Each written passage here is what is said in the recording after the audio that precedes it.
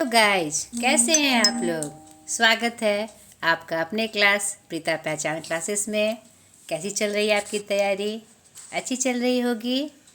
आज के इस क्लास में मैंने इससे पहले आपको ऑब्जेक्टिव टाइप सॉल्यूशन लेके मैं आई थी। आपके जो मॉडल टेस्ट पेपर जो बिहार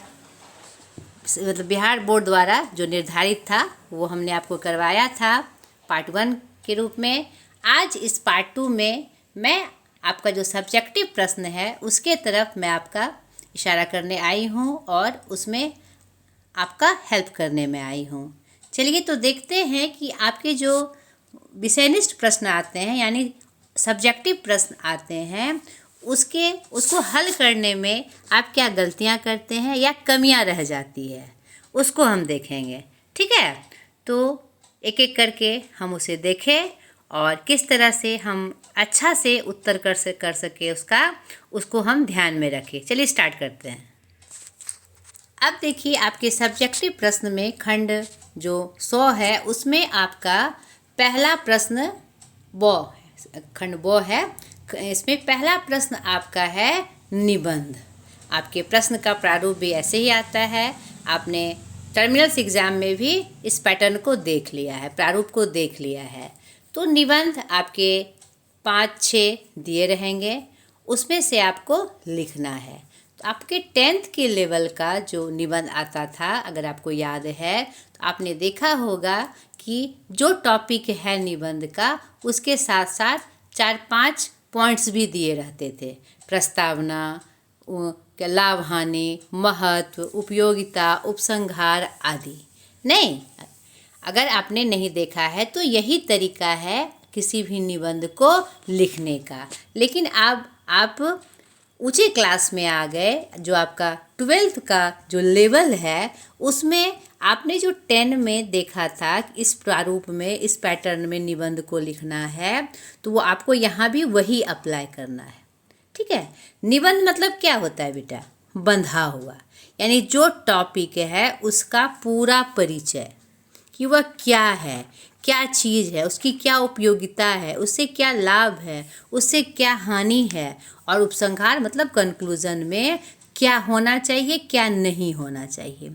तो आपके एग्ज़ाम में या जो भी आपको निबंध लिखना हो या आपको ज़रूरत पड़े निबंध लिखने की, तो उसमें एक ख़ास बात का ध्यान रखना है कि अब जो आप निबंध की तैयारी करेंगे तो कुछ मैंने जो इम्पॉर्टेंट निबंध है एग्ज़ाम पर्पज़ से वो हमने आपको लिखाया है बोर्ड एग्ज़ाम के लिए।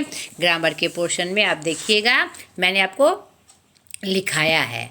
या मान लीजिए आपने वो नहीं देखा है, देख तो लेना ही है। क्या कोई भी निबंध आ गया तो मेनली आपको 7-8 जो स्वरूप हैं निबंध के, जो हमारे 12th लेवल में आते हैं, वो हमने दिखाया है आपको। जैसे कि आपने टर्मिनल्स को मिलाकर और ये जो मॉडल पेपर है उसको मिलाकर देख लीजिएगा कि कुछ ना कुछ कॉमन है ही।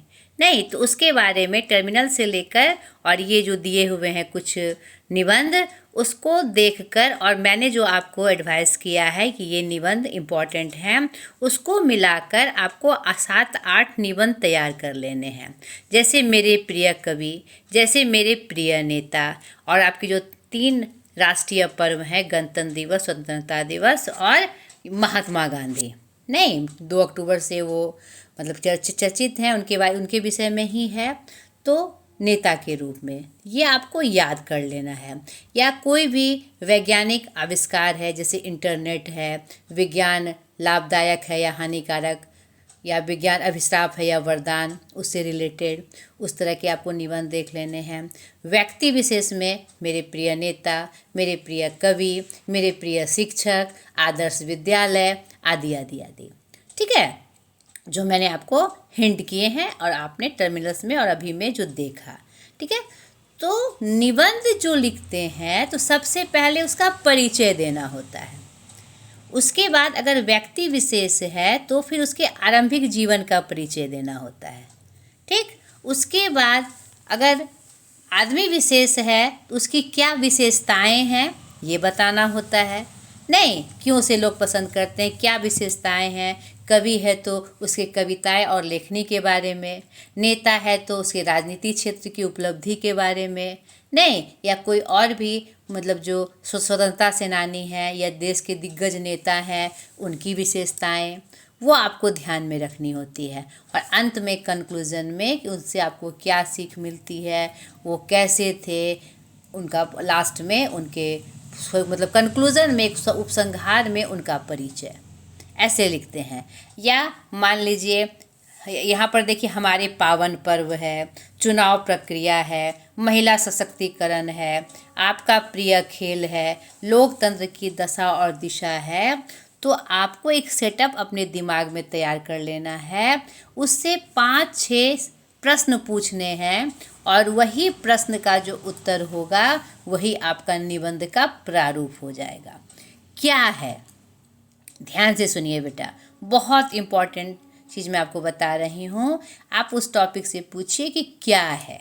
अगर व्यक्ति विशेष है तो कौन है, नहीं, उनका क्या परिचय है, परिचय के रूप में उसे जीवन से संबंधित बताना है। या इस तरह का कोई टॉपिक है, व्यक्ति विशेष से अलग कोई टॉपिक है, तो वह क्या है, उसकी क्या उपयोगिता है, उससे क्या लाभ है, उससे क्या हानि है, और उपसंहार में यानी कंक्लूजन में कि हमें उसका क्या करना चाहिए या नहीं करना चाहिए, 4 से 5 लाइन में।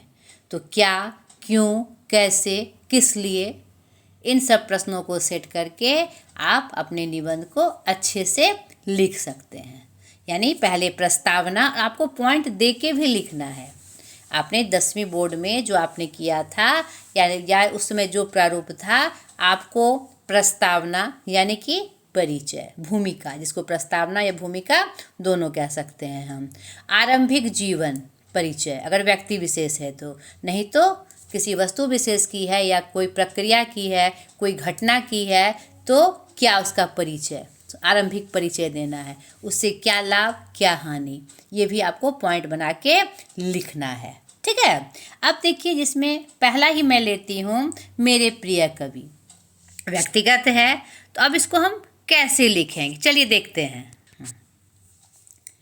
अब देखिए यहाँ पर मेरे प्रिय कवि, तो संकेत बिंदु में प्रस्तावना, आरंभिक जीवन, नहीं, जीवन परिचय, काव्यगत विशेषताएं एवं उपसंहार। ध्यान से देखिए। तो अब हम क्या करेंगे, प्रस्तावना यानी उनका परिचय देंगे अपने। अब जैसे कवि के बारे में हम लिख रहे हैं, सबके अपने अपने मतलब प्रिय होते हैं कवि, तो मैंने जैसे भी तुलसीदास पे लिखा है। ठीक है। ऐसे तो बहुत सारे कवियों की रचनाएं मुझे पसंद है, जिसको मैं पढ़ती हूँ, मैंने खुद के नाम से लिखा है एवं उसका अनुकरण करती हूँ। मगर मेरे प्रिय कवि के रूप में मुझसे पूछा जाए तो मेरे सबसे प्रिय कवि गोस्वामी तुलसीदास जी हैं। उनका काव्य कई वर्षों बाद भी भारतीय जनमानस में रचा बसा हुआ है और उनका मार्गदर्शन कर रहा है। तो आपने क्या देखा कि मैंने जो मेरे प्रिय कवि हैं तो मुझे क्यों पसंद हैं और क्या है वो मैंने बताया। अब मैं उनके आरंभिक जीवन का परिचय दे रही हूँ। तुलसीदास जी हिंदी साहित्य काल में भक्ति काल के सगुन धारा के रामाश्रयी शाखा के प्रमुख रचनाकार हैं। इनका जन्म सन 1532 ईस्वी विक्रम संवत 1589 ईस्वी के आसपास माना जाता है। कहीं कहीं थोड़ा बहुत उतार चढ़ाव वाला भी है, नहीं, लेकिन हमें जो एग्जैक्ट प्रामाणिक रूप से जो बार बार है यही माना गया है। ठीक है। इनका जन्म उत्तर प्रदेश के बांदा जिले के राजापुर गांव में हुआ था। तो इसी तरह से आप देखिए, आप स्क्रीनशॉट लेके रख लीजिए, आप देखिएगा कि हमने उनका परिचय दिया, जन्म, जन्म स्थान, माता पिता, उनके गुरु का नाम, नहीं, उन्होंने उनसे क्या सीखा ये हमने बताया। फिर उनके, अब देखिए आगे मैं उनके काव्यगत विशेषताओं को बता रही हूँ। अब देखिए यहाँ काव्यगत विशेषताएं, नहीं, उसमें हमने क्या बताया कि उनके काव्य की क्या विशेषताएं हैं, किस रूप में उन्होंने लिखा, नहीं, और क्या उनकी क्या प्रमुख रचनाएं थी, उसका उनकी भाषा क्या थी, नहीं, उनकी शैली क्या थी, ये हमने लिखा। और लास्ट में उपसंहार यानी कंक्लूजन में हमने दिखाया कि उनकी रचनाओं से हमारे समाज को क्या प्राप्त हुआ, नहीं क्या उपयोगिता है, आज के समय में वो कैसे प्रासंगिक है, क्या उसके मतलब महत्व है, ये हमने उपसंहार में दिखा दिया। तो वही मैं आपको बता रही थी कि कोई भी निबंध हो तो अपने माइंड में हम सेट कर लेंगे क्या है, क्यों, क्या, क्यों, कैसे, किस लिए। नहीं, आप ये याद रखिएगा, क्या यानी उसका परिचय यानी प्रस्तावना या भूमिका, उसके बाद क्यों, क्यों प्रसिद्ध है भाई, उनका परिचय हम देंगे पहले, उसके बाद क्यों यानी कि उनकी विशेषताएं क्या है, ठीक है, या फिर कोई घटना है या कोई टॉपिक है विज्ञान से संबंधित या किसी और चीज़ से संबंधित, जैसे कोरोना, विज्ञान, इंटरनेट, ठीक है, पुस्तकालय आदि कोई भी ऐसे टॉपिक हैं तो क्या है, उसकी क्या उपयोगिता है, उसका क्या महत्व है, क्या विशेषताएं हैं, हम खुद सेट करेंगे टॉप में पॉइंट्स, और पॉइंट्स को लिखकर फिर उसे हम ड्रिल करेंगे।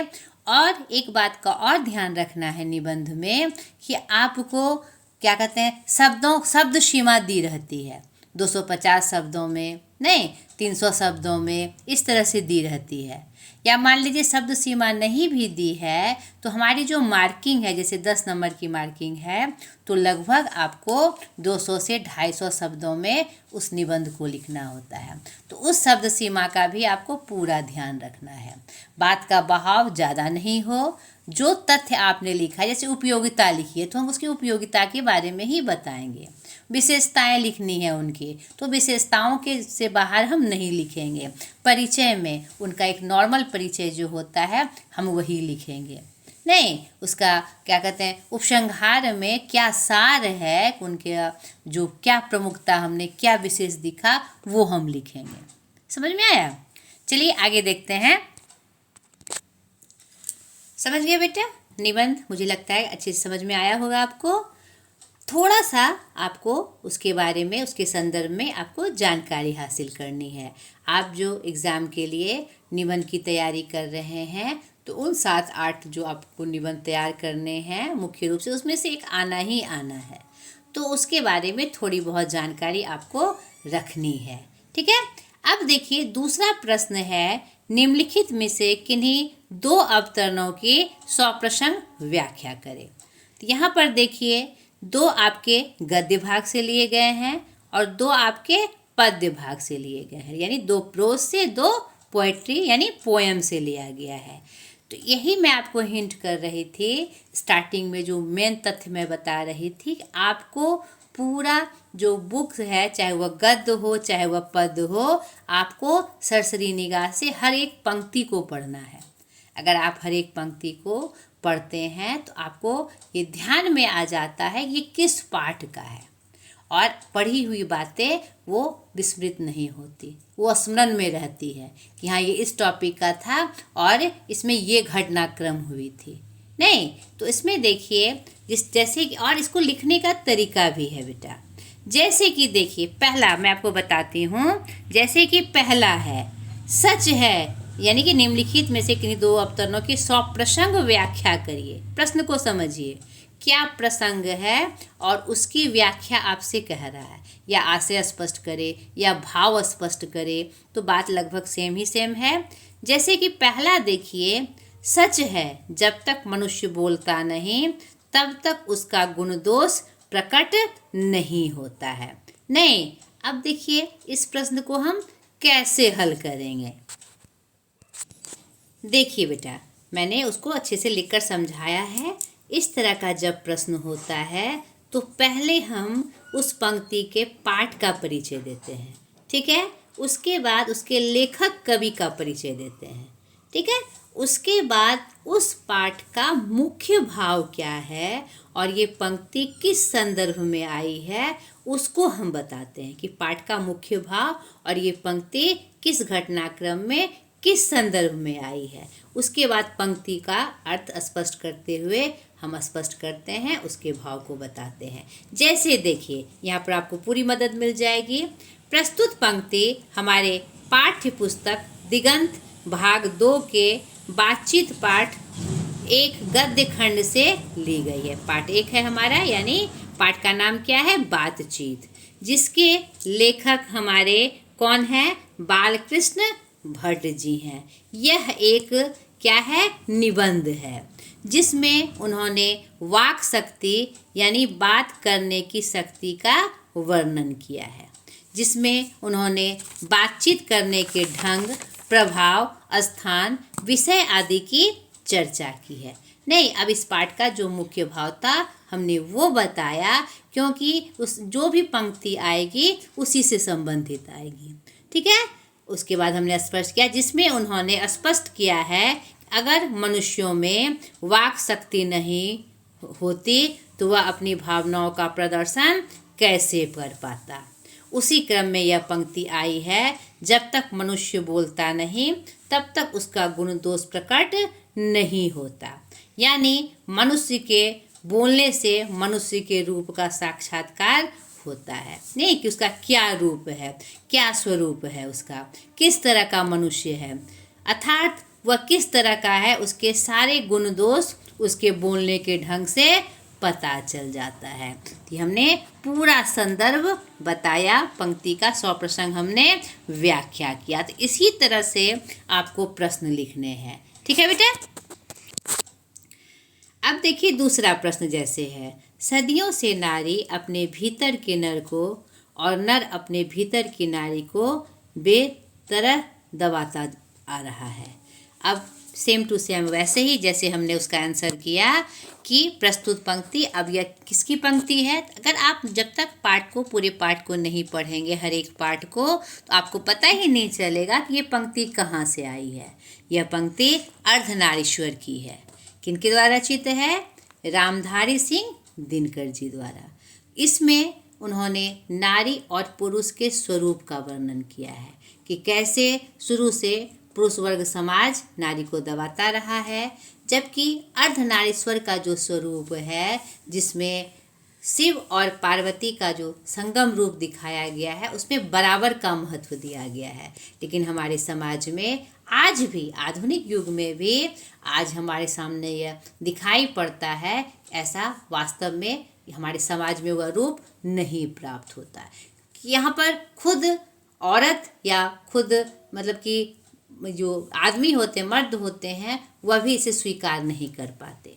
उसी क्रम में यह पंक्ति आई है और उसी का स्पष्ट वर्णन आपको करना है, जैसे मैंने किया। प्रस्तुत पाठ कहाँ से ली गई है, उसके लेखक कौन है और इसमें क्या मुख्य भाव क्या है, और फिर उसको संदर्भ से जोड़ना है। इसके लिए बेटा आपको हर एक पाठ को पढ़ना है। ये जरूरी नहीं कि ये आपके मॉडल क्वेश्चन में आपको ये हिंट मिलता है कि इस तरह से प्रश्न पूछे जाएंगे और आपको उसका आंसर करना है, यही एग्जैक्ट आएगा, ये जरूरी नहीं है। इसकी दूसरी पंक्तियां भी आ सकती है उसी पाठ की, नहीं किसी तीसरे पाठ की भी आ सकती है जो आपके सिलेबस में है। आपका फाइनल एग्ज़ाम है और ये 12th बोर्ड एग्ज़ाम है बेटा, तो आपकी तैयारी भी एकदम 12th लेवल की होनी चाहिए। ठीक है। अब तीसरा देखिए, पद की पंक्ति है आपकी, पवन की प्राचीर में रुख, जला जीवन जा रहा झुक, इस झुलते विश्व वन की मैं कुसुम ऋतु रात रे मन। यह पंक्ति किससे ली गई है बताइए मुझे, अगर याद है तो तुमुल कोलाहल से ली गई है। जयशंकर प्रसाद जी की एक प्रमुख कविता जो कामायनी का अंश है, अगर आपको याद होगा। चलिए मैं दिखाती हूँ आपको। देखिए चौथे स्टेंजा में यहाँ मैंने स्टेंजा यहाँ पर मैंने आपको दिखाया है। यहाँ देखिए पवन की, यहाँ पर देखिए इसमें इस स्टेंजा में ये आपका है, पवन की प्राचीर में रुख, जला जीवन जा रहा झुक, इस झुलसते विश्व वन की मैं कुसुम ऋतु रात रे मन। ठीक है। तो आपको कविता की पंक्तियों के साथ साथ उसकी व्याख्या भी आनी चाहिए और किस घटनाक्रम में, किस संदर्भ में ये कविता लिखी गई है, कहाँ से यह संकलित है और इसके क्या भाव हैं, ये आपको पता होना चाहिए। कामायनी से संकलित है और इसमें किसका प्रसंग है? मनु और सधा का प्रसंग है। नहीं कि बीच तुमुल कोलाहल में, तुमुल कोलाहल क्या होता है? चारों तरफ हलचल, शोर शराबा। उस शोर शराबा, ये जीवन का जो शोर शराबा होता है, जो परेशानी करने वाला पल होता है, उसमें एक औरत क्या होती है? वह कुसुम ऋतु की रात की तरह होती है। नहीं, झुलसते विषुवन की। यहाँ पर एक सांकेतिक कविता है। हमारे जयशंकर प्रसाद छायावादी कवि थे, तो छायावादी रूप में यहाँ पर उसका स्वरूप प्रस्तुत हुआ है। अगर आपने इस पाठ को नहीं पढ़ा है तो आप मेरे चैनल पे जाकर इस पाठ को अच्छे से पढ़िएगा। मैंने पूरा घटनाक्रम किस संदर्भ में ये कविता आई है उसकी भी व्याख्या बताई है, घटनाक्रम भी बताया है और इसका प्रश्न अभ्यास भी बताया हुआ है। तो इस तरह के जब प्रश्न आएंगे तो उसको उसका संदर्भ, उसके भाव आपको स्पष्ट रूप से पता होने चाहिए। तो आपको उस तरह से उसमें भी सेम यही बात होगी। प्रस्तुत पंक्ति कहाँ से संकलित है? हमारे पाठ के पद्य भाग से जयशंकर प्रसाद द्वारा रचित तुमुल कोलाहल कलह पाठ से ली गई है। नहीं, फिर उस कविता का मुख्य भाव उसके बाद पंक्ति से संदर्भित करते हुए उसके अर्थ को बताना है। क्लियर हो गया? अब देखिए चौथा प्रश्न इसी में, आज दिशाएं भी हंसती है, उल्लास विश्व पर छाया, मेरा खोया हुआ खिलौना अब तक मेरे पास ना आया। ये किसकी कविता है? पुत्र वियोग की। अगर आपने पढ़ी होगी तो आप देखकर ही आपको याद आ गया होगा। ये सुभद्रा कुमारी चौहान जी की एक पुत्र मतलब बहुत ही मार्मिक कविता है ये। पुत्र वियोग सूर्यकांत त्रिपाठी निराला के बाद यह पुत्र शोक की एक प्रमुख कविता है। तो ये उससे संदर्भित है। देखिए कविता में मैं आपको दिखाती हूँ। स्टार्टिंग में ही ये पंक्ति आई हुई है, आई है ना। आज दिशाएं भी हंसती है उल्लास विश्व पर छाया, मेरा खोया हुआ खिलौना अब तक मेरे पास ना आया। यहाँ पुत्र के वियोग में जो उसकी मृत्यु हो गई है, उसके शोक में यह कविता उन्होंने लिखी है। इसी क्रम में यह पंक्ति आई हुई है। तो आपने अगर ये भी नहीं पढ़ा है तो आप मेरे चैनल पे जाकर यह भी कविता की व्याख्या अच्छे से देख लेना है आपको, और उसके प्रश्न उत्तरों को भी देख लेना है, क्योंकि आगे जो प्रश्न पूछे जाएंगे हर एक पाठ का, हर एक पंक्ति का आपको अच्छे से तैयारी करना है ताकि कुछ भी ना छूटे। आप किसी भी तरह से प्रश्न पूछे जाए वो आपका बिल्कुल ना छूटे। कोई भी स्टैंजा आ सकता है, तो हर एक स्टैंजा की व्याख्या आपको आनी चाहिए। ठीक है बेटा? अब देखिए तीसरा प्रश्न, ये आपको दूसरा प्रश्न आशा करती हूँ समझ में आया होगा। तीसरा प्रश्न देखिए, अपने विद्यालय के प्रधानाचार्य के पास एक आवेदन पत्र लिखे जिसमें खेल सामग्री उपलब्ध कराने का अनुरोध किया गया हो। इसमें आपके ऑप्शन रहते हैं, या तो आवेदन पत्र आएगा या व्यवहारिक पत्र आएगा। तो आवेदन पत्र क्या होता है? किसी से प्रार्थना करके पत्र लिखना। नहीं, जिसमें आप एक नागरिक के रूप में आपके जो उच्चाधिकारी होते हैं उनको हम लिखते हैं, और विद्यार्थी के रूप में हमारे उच्चाधिकारी कौन होते हैं? हमारे प्रधानाध्यापक, वर्ग शिक्षक, नहीं, या पुस्तकाध्यक्ष भी होते हैं, तो उनको हम लिखते हैं। तो किसी को भी आवेदन पत्र लिखना हो उसका प्रारूप क्या होता है? एक जैसा ही होता है, खाली उनके संबोधन में और उनके स्थान में यानी पद में खाली अंतर होता है, और प्रारूप क्या होगा? लिखने का एक जैसा ही होगा। जैसे कि देखिए इसी का प्रारूप मैं आपको बताऊंगी। और जो व्यवहारिक पत्र होगा, अगर पिता को लिखना है तो हम क्या लिखते हैं? पूज्य पिताजी। व्यवहारिक पत्र में एक उसमें, और जो हमारा आवेदन पत्र होता है वह क्या होता है? फॉर्मल होता है। नहीं, फॉर्मल मतलब उसमें कुछ फॉर्मेलिटीज़ हमें निभानी होती है। ठीक है? तो उसमें उसका प्रारूप होता है, एक सेटअप होता है, इस तरह से लिखना है।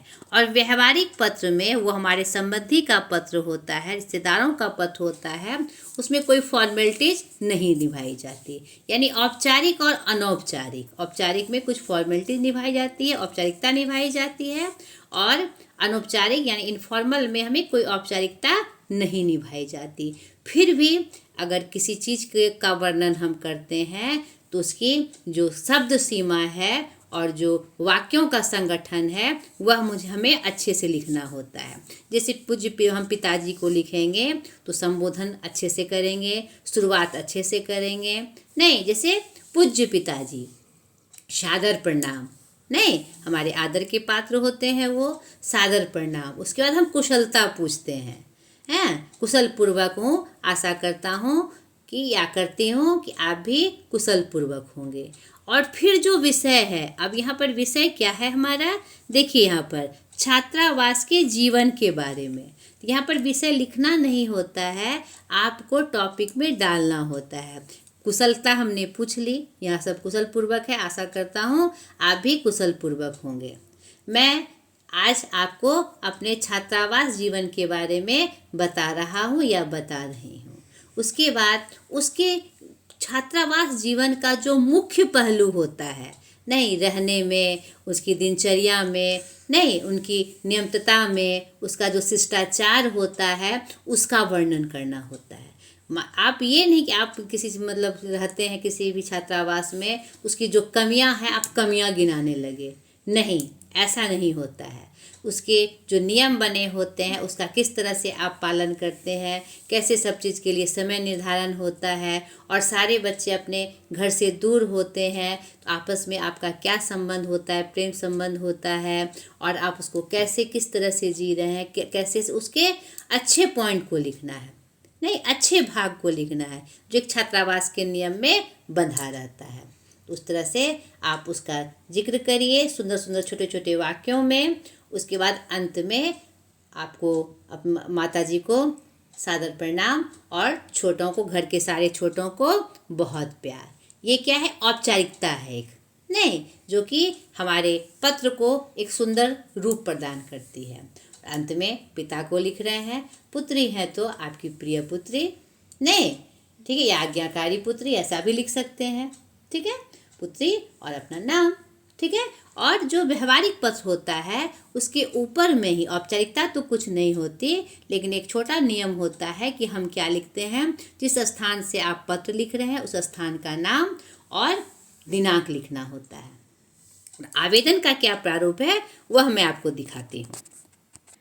अब देखिए, आपने बोर्ड एग्ज़ाम में भी बहुत बार आवेदन पत्र लिखा होगा, टर्मिनल में भी लिखा होगा, फिर भी विषय वस्तु कैसे लिखनी है, जो टॉपिक है हमारा उसको कैसे वर्णित करना है उसका ध्यान रखना होता है। जैसे खेल सामग्री उपलब्ध कराने के संबंध में ये आपको आवेदन लिखना था, तो अब खेल सामग्री उपलब्ध करानी है तो उसको हम कैसे लिखेंगे, क्या बताएंगे, आपको क्या क्यों ज़रूरत है, उसका वर्णन बहुत आवश्यक है। अब जैसे 2 दिन की छुट्टी के संबंध में, तो 2 दिन की छुट्टी आपको क्यों चाहिए उसका एकदम एग्जैक्ट कारण आपको बताना होता है।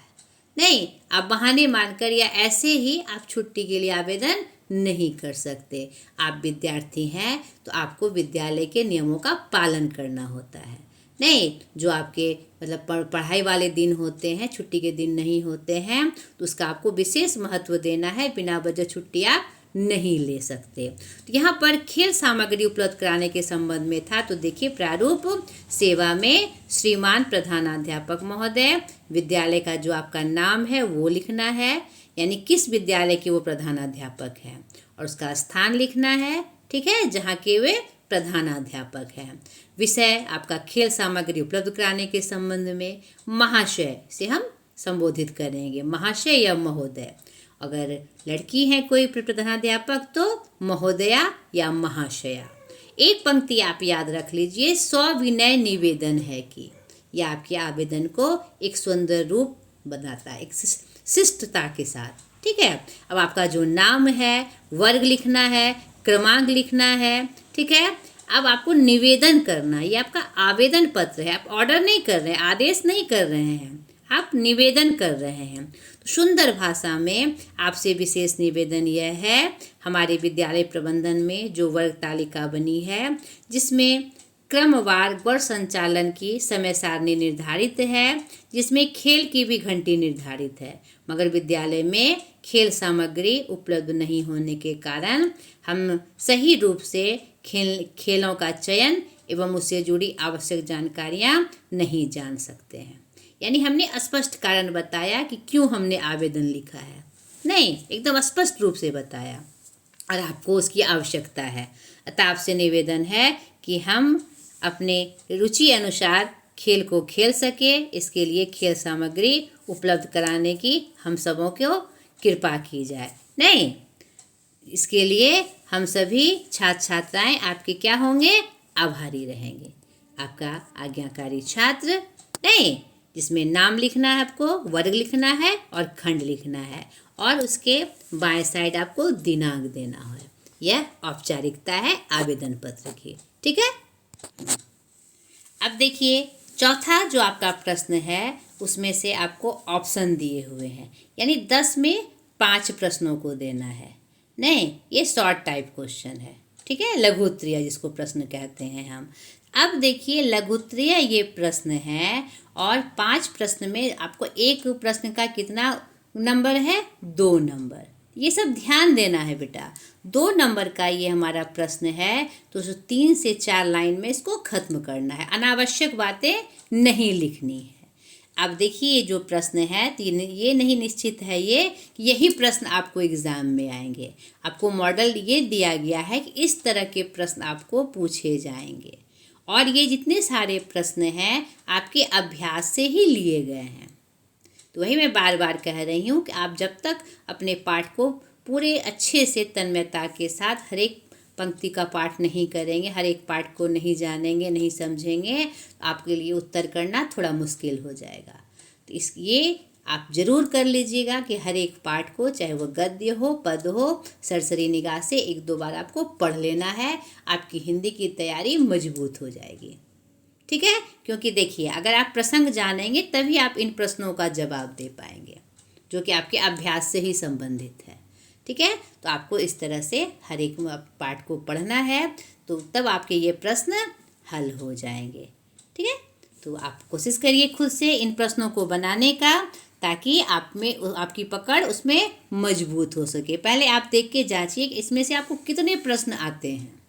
नहीं, तब आपको आइडिया भी मिल जाएगा कि हाँ मेरी तैयारी बिल्कुल मजबूत है। इसमें से आप 10 प्रश्न, ये नहीं कि 5 ही बना लिया तो हम खुश हो गए, नहीं, आपको 10 प्रश्न आने चाहिए। ठीक है, ये हुआ। अब आगे ये जो हमारा 5वां प्रश्न देखिए, जो दीर्घ उत्तरीय के रूप में है, लॉन्ग टाइप में। इसमें देखिए आपको 3 प्रश्न देने हैं और एक प्रश्न का अंक कितना है? 5, यानी ये दीर्घ उत्तरीय है। इसमें जो आंसर होगा 6, 7, 8, 9, 10 लाइन भी हो सकते हैं प्रश्न के अनुरूप। तो यहाँ पर भी शब्द सीमा का आपको ध्यान रखना है। आपने 2 पंक्ति में दे दिया, 4 पंक्ति में दे दिया, तो आपको वो मार्किंग नहीं हो पाएगी। एकदम सुगठित रूप से सही आकार प्रकार का ध्यान रखते हुए आपको आंसर करना है। ठीक है, यह भी आपके अभ्यास का प्रश्न है। ये भी आप खुद से बनाइए, देखिए कि इसमें से आप कितना बना पाते हैं। और जिस पाठ को आपने नहीं पढ़ा है, मैंने सारे पाठ का वीडियो अपने पाठ में, अपने चैनल में डाला हुआ है। आप जाकर जरूर से पढ़ लीजिएगा, आपको पूरा सहयोग हो जाएगा आपकी हिंदी की तैयारी में। ठीक है, तो आपको करना है और शब्द सीमा का ध्यान रखते हुए करना है। अब अंतिम जो हमारा प्रश्न है, ये हमारा प्रश्न देखिए आपके ग्रामर से जुड़ा है, ग्रामर पोर्शन से जुड़ा है। संक्षेपण, नहीं, निम्नलिखित अवतरणों में से किसी एक का संक्षेपण कीजिए। तो अगर आपने पहले से संक्षेपण को बनाया है तब तो आप आराम से ही कर लेते हैं। अगर नहीं तो मैं थोड़ा हिंट कर देती हूँ कि संक्षेपण के प्रश्नों को कैसे बनाना है। अब देखिए किसी एक का, तो सबसे पहले आप देख लीजिए आप किसको पढ़कर एकदम सहज महसूस करते हैं कि उसको एक मतलब, और संक्षेपण जब भी पढ़िएगा 1 से 2 बार पढ़िएगा। ठीक है, क्योंकि संक्षेपण का ये नियम है कि उस अवतरण को अच्छे से समझना कि उसका क्या भाव है। संक्षेपण का मतलब है यानी सागर से एक लोटा निचोड़ के निकाल लेना, यानी जो उसके भाव हैं उसको सुगठित रूप में निचोड़ कर उसका निचोड़ बताना। ठीक है, ये संक्षेपण का प्रारूप होता है। यहाँ पर बच्चे का IQ चेक किया जाता है कि ये जो विषय वस्तु है इस अवतरण की, उसका निचोड़ क्या होगा। तो इसके कुछ नियम हैं, वो मैं आपको बताती हूँ। देखिए संक्षेपण बनाने के जो सबसे पहला नियम है कि मूल पाठ के केंद्रीय भाव को बनाए रखना। जो अवतरण कह रहा है उसका जो केंद्रीय भाव यानी जो मुख्य भाव है उसको हटाना नहीं है, उसी को दिखाना है आपको। और उसमें जितने शब्द हैं, ये मैं आपको शॉर्ट में नियम बताती हूँ, चाहे वो शब्द सीमा दी गई हो या ना दी गई हो। ठीक है, आपको क्या करना है, उन शब्दों को गिन लेना है, उसको 1/3 से भाग दे देना है, यानी तीन से उसको भाग दे देना है। जितने शब्द बने आएंगे आपको 1/3 भाग में, उतने में ही आपको कोशिश करनी है कि आपको लिखना है मुख्य भाव को। तो उसमें से आपको क्या करना होगा, कुछ नियमों को पालन करना होगा। अगर उदाहरण, मुहावरे, राय को हटाना, सरल और स्पष्ट भाषा का प्रयोग करना, यानी वाक्य बड़े हैं तो उसे छोटा कर देना, सरल कर देना लेकिन स्पष्ट करना, उसमें जो उदाहरण दिए गए हैं उस अवतरण के उसको हटा देना। और एक विशेष बात, भूतकाल व अन्य पुरुष का उपयोग करना, यानी वह किस जो अवतरण लिखा हुआ है जिस भी काल में लिखा हो, वर्तमान काल में या भूतकाल में, लेकिन भविष्यत काल में, लेकिन आपको दिखाना है भूतकाल में, था के रूप में। भूतकाल मतलब था, अन्य पुरुष मतलब अन्य के रूप में, वह वे लोग के रूप में दिखाना है आपको। और इसमें कुछ नियम हैं आपके कि क्या करे क्या ना करे। तो पहले गहराई से पढ़े, केंद्रीय भाव पर ध्यान दे। ठीक है, आप इसे स्क्रीनशॉट लेकर देख सकते हैं अच्छे से कि क्या करना है क्या नहीं करना है। देख लीजिए यहाँ पर क्या करना है और यहाँ क्या नहीं करना है। तो इसको भी आप स्क्रीनशॉट लेके अच्छे से देख सकते हैं। तो ये आपका कंप्लीट जो आपका पोर्शन था आपके विषयनिष्ठ प्रश्न का हमने आपको बताया। इसी तरह से बेटा आपको तैयारी करनी है। तो ढेर सारी शुभकामनाओं के साथ आज तक के लिए इतना ही। बाय।